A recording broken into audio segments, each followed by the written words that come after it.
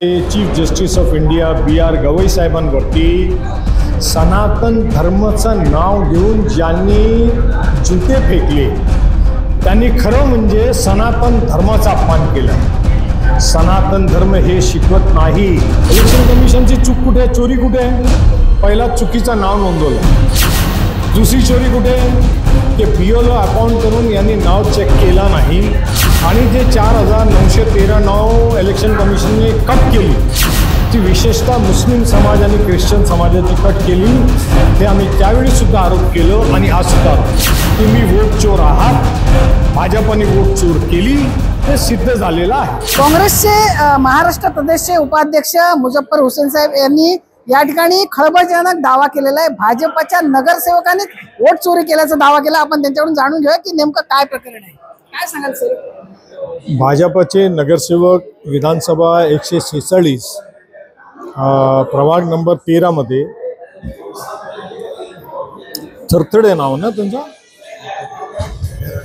खेराडे, संजय खेराडे, ते 146 मध्ये नगरसेवक 13 नंबर मध्ये प्रभाग आहे त्यांचा। या विधानसभेला आणि कदाचित लोकसभेला सुद्धा त्यांचं नाव 145 मध्ये प्रभाग नंबर 19 मध्ये। राहुल गांधींनी मुद्दा काढल्यानंतर आम्ही परत, आम्हाला तर माहितीच होतं हे सगळं चाललाय कारभार, पण मीडिया पण लक्ष देत नव्हतं। पण आता आम्ही सगळं काढत चाललोय। दर आठवड्याला आम्ही भाजपचे प्रमुख लोक, नगरसेवक, पदाधिकारी, स्पोक्सपर्सन, तर हे यांचा आम्ही आज मीडियाच्या समोर ठेवलं। याच्यामध्ये विशेष असं आहे की इलेक्शन कमिशननी नाव नोंदवताना सर्वसामान्य जनता असेल तर त्यांना किती नॉर्म्स आहेत, लिव्हिंग डॉक्युमेंट्स कुठे राहतात, घरचे पेपर्स द्या, लिव्हिंग LNLचे पेपर्स द्या, आधार कार्ड द्या, पॅन कार्ड द्या, मॅरेज सर्टिफिकेट द्या, बर्थ सर्टिफिकेट द्या।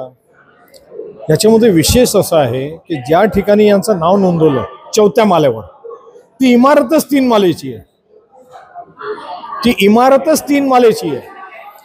इलेक्शनच्या आधी आम्ही इलेक्शन कमिशनला सांगत होतो, ते म्हटलं आमचे BLO सगळे चेक करताय। पण नक्की BLOनी काय चेक केलं? इलेक्शन कमिशनची चूक कुठे आहे, चोरी कुठे आहे? पहिला चुकीचं नाव नोंदवलं। दुसरी चोरी कुठे आहे की BLO अकाउंट करून यांनी नाव चेक केला नाही आणि जे 4913 नाव इलेक्शन कमिशनने कट केली ती विशेषतः मुस्लिम समाज आणि ख्रिश्चन समाजाची कट केली। हे आम्ही त्यावेळी सुद्धा आरोप केलो आणि आज सुद्धा आरोप करतो।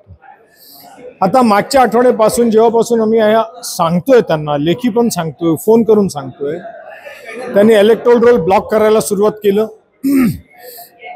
पण ते हे विसरलेत की लोकसभेला आणि विधानसभेला प्रिंटेड यादी, हार्ड कॉपी त्यांनी दिलेली आहे। That is more than an evidence की तुम्ही चोरी केलेली आहे। आज तुम्ही ऑनलाईन किती ब्लॉक केलं, काढण्याचा प्रयत्न केला किंवा स्वतःला स्वच्छ दाखवण्याचा प्रयत्न केला तर ते शक्य नाही।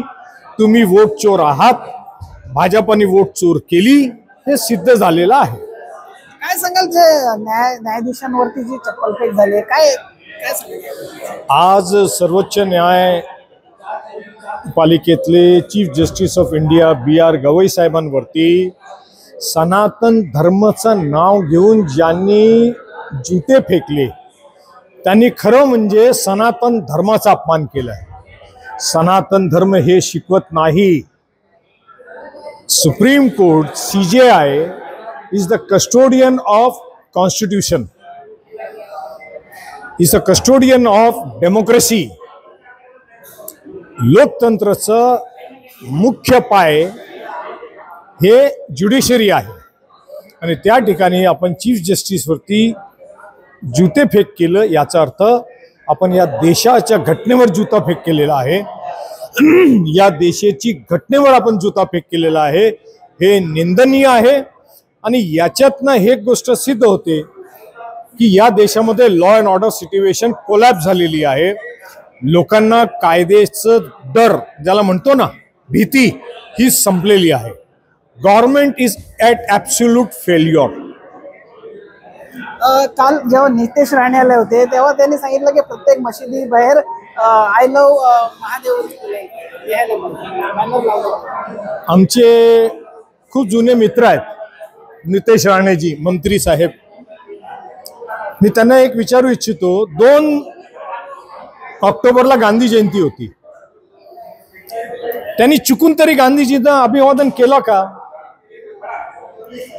त्यांनी ज्या देशाच्या घटनेवरती हात ठेवून शपथ घेतली, काल ज्या डॉक्टर बाबासाहेब आंबेडकरांचं ते नाव घेत होते एका बाजूला आणि म्हणत होते आम्ही या देशामधली घटना बाबासाहेब आंबेडकर याच्या विरोधात काय चालू देणार नाही, आणि त्याच ठिकाणी ते म्हणत होते हिंदू राष्ट्र आहे.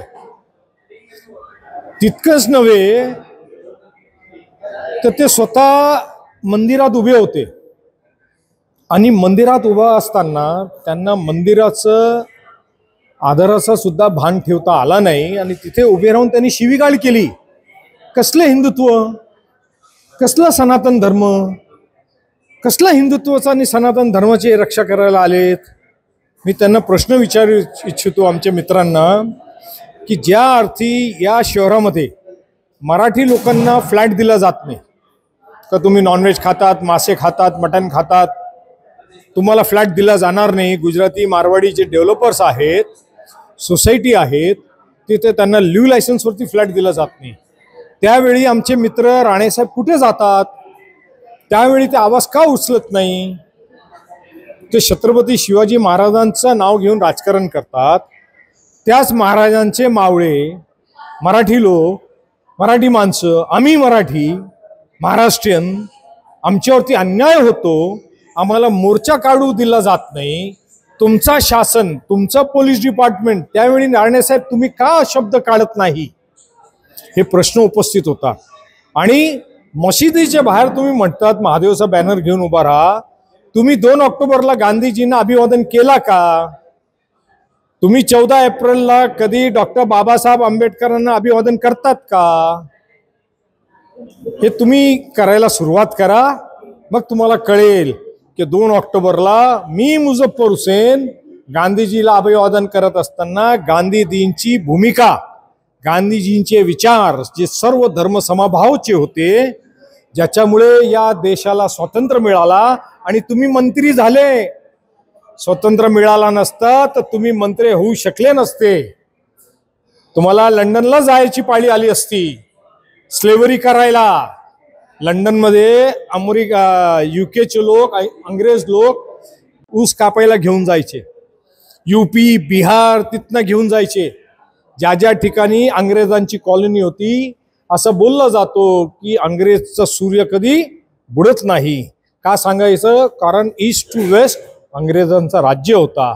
आज आपण छाती ठोकपणाने बोलतो ना, लंडनला हिंदुस्थानी अमुक झाला, मॉरिशसला अमुक हिंदुस्थानी पंतप्रधान झाला, तायपीला झाला, कोणता गाबाला झाला की गामाला झाला. ते हे हिंदुस्थानी पोचले कसे? ते अंग्रेज घेऊन गेले होते ऊस कापायला, स्लेव्हरी करायला. तर गांधीजी नसते तर तुम्ही पण कदाचित तिथेच असते ऊस कापायला, आणि मुझफ्फर हुसेन पण तिथेच असता ऊस कापायला. हे गांधीजींनी स्वतंत्र मिळवून दिला म्हणून तुम्ही मंत्री झाले. छत्रपती शिवाजी महाराजांनी या महाराष्ट्राला महान राज्य केलं, स्वराज्य स्थापन केलं, आणि म्हणून तुम्ही आज सत्तेवर बसले, मंत्री म्हणून वागताय, मंत्री म्हणून फिरताय. आणि मंत्रिपदाचा भान ठेवा, जबाबदारी ठेवा. माझे मित्र, या राज्यामध्ये पूर परिस्थिती आहे, आभाळ कोसळलंय, शेतकरी हवादिल झालाय, पियाला पाणी नाही, जनावरं वाहून गेले. पण तुम्हाला अमित शहाला नमस्कार करणं आणि चमत्कार करण्यामध्ये तुम्ही वेळ घालवताय. तिथे उत्तर महाराष्ट्रात जा, पश्चिम महाराष्ट्रात जा, विदर्भात जा, मराठवाड्यात जा, त्या ठिकाणी जा, शेतकऱ्यांना मदत करा. नुसतं आम्ही शेतकरी शेतकरी शेतकरी म्हणून जगू नका. हे शासन शेवटी जनतेची ताकदीवर आलेलं आहे. जनतेने तुम्हाला मतदान दिलं. तुम्हाला काय वाटते? 45,000 कोटी रुपये या राज्याला तुम्ही खड्ड्यात टाकलंय. लाडकी बहीणला पैसे दिले, चांगली गोष्ट आहे. आम्ही म्हणतो 1500 नाही, 5,000 द्या. किती? 5,000 द्या. पण आता तरी शेतकऱ्यांना 50,000 रुपये एकरी पैसे जाहीर करा. 50,000 रुपये एकरी शेतकऱ्यांना जाहीर करा. कर्नाटकाने 70,000 रुपये जाहीर केलं, पंजाबनी केलं. तुम्ही काय झोपा काढताय? झोपेतनं उठा आणि हे हिंदू मुस्लिम सोडा, हे नवरात्र आणि गरबाचा विषय सोडा, मराठी माणसांसाठी जगा, मराठी शेतकऱ्यांसाठी जगा.